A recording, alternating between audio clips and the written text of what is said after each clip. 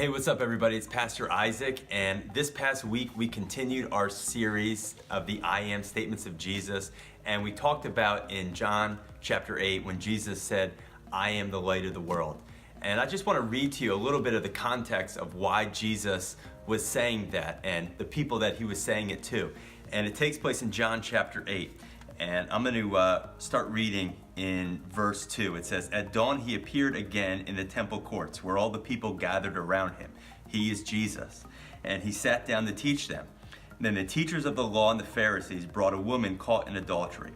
And they made her stand before the group and said to Jesus, Teacher, this woman was caught in the act of adultery, and the law of Moses commands us to stone such a woman.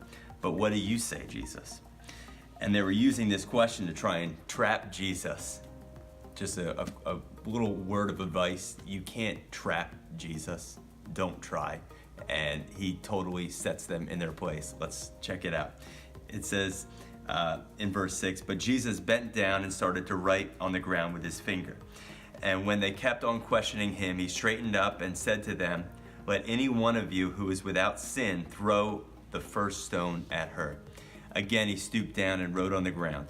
At this, those who began and heard went away one at a time, the older to the youngest, until it was only Jesus left with the woman still standing there.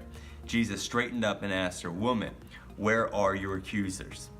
And she said, No one, sir, they have all left. And then Jesus said to her, Neither do I accuse or condemn you. And he declared, Now go and leave your life of sin.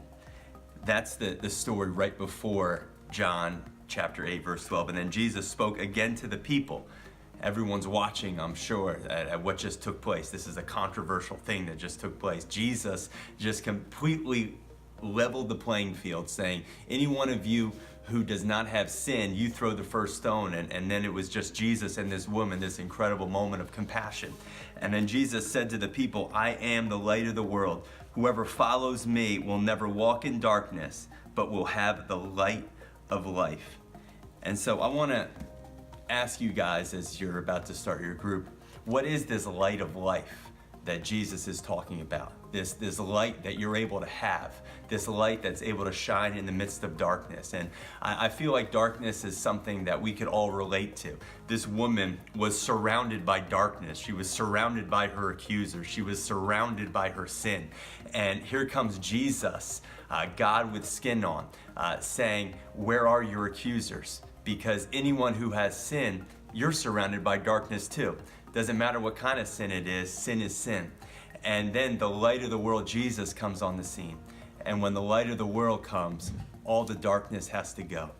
And so I just want to share with you a little bit about what took place this past Sunday. Mary did an incredible job sharing on this I am statement of Jesus and sharing how we are called to be the light of the world. That because Jesus has shined on us, and Jesus has shined that light in our dark places. Now it is our job to go out into this dark world and share and shine the light of Jesus on others. I know in my life, when Jesus showed up to me when I was in the midst of darkness and I was at a very low place in my life, I remember when that light first shined in my life and I realized that there was purpose, that God did have a plan for my life, that God did see me when nobody else saw me. And it completely changed my perspective on my life. But I wasn't finished there. I went ahead and shined that light to the world. Went out and said, you know what? Because Jesus has shined on me, I want to be able to let that light shine for others. Matthew chapter 5 says that now we are the light of the world.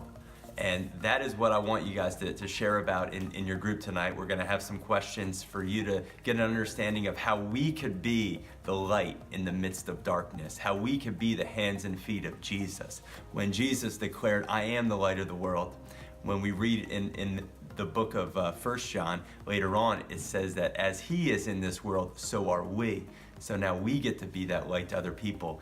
And we're going to share and have some questions so that you can learn how to do that in your life. Thank you guys so much. God bless. Enjoy the rest of your group.